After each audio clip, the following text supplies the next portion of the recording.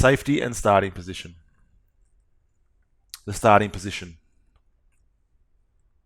The client should start in the 4-point position with the hips vertically over the knees and the shoulders vertically over the hands, creating that 4-point starting position. The client's knees should be hip width apart. Both hands should be grasping the abdominal wheel on the handles, and the core should be braced with a neutral spine position. Technique cues in the abdominal rollouts. So what we see here is the client will roll the abdominal wheel forwards out in front of the body, and they will simultaneously extend the arms. They'll bring the wheel back in whilst maintaining straight arms once again, returning to that 4-point starting position. Whilst the arms are extending and the wheel is rolling out in front, the hips should also extend forward and the core should be braced throughout the movement. It's important that the toes remain grounded to avoid any unnecessary movement.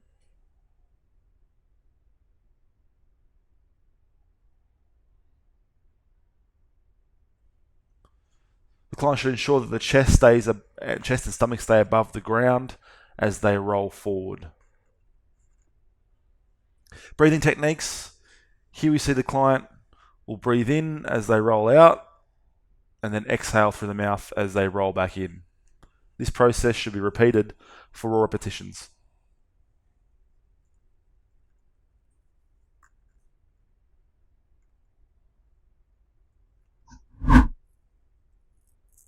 Let's have a look at the abdominal rollout exercise in normal speed.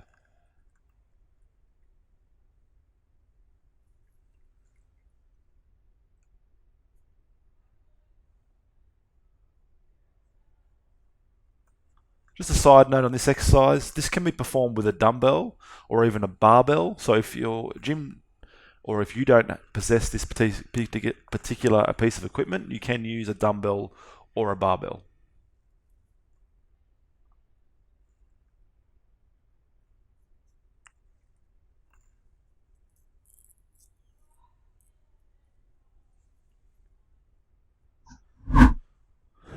Let's have a look at some common technique errors associated with the abdominal rollout.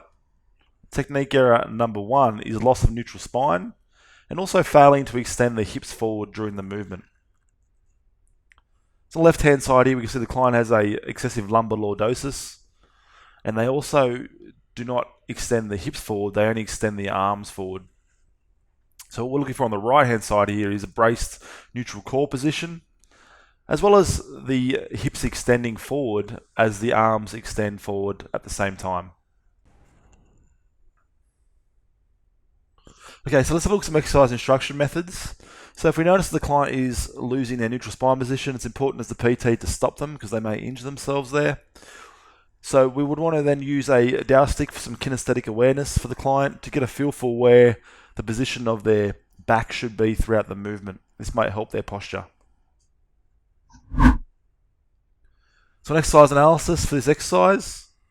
So firstly for the eccentric phase, this will occur as the client rolls the wheel out in front of the body.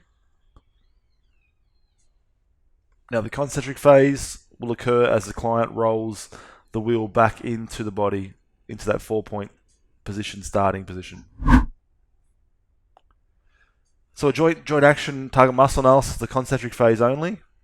So for joints, primarily, we're looking at the spinal joints here, but we also see movement at the hip and shoulder joints.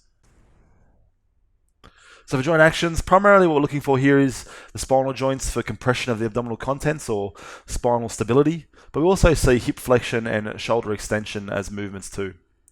For target muscles, again, for the compression of the abdominal contents, we're looking at the transverse abdominis and rectus abdominis as being the major muscles here, but we also see the hip and shoulder stabilizers getting a bit of workout as well. The abdominal rollout.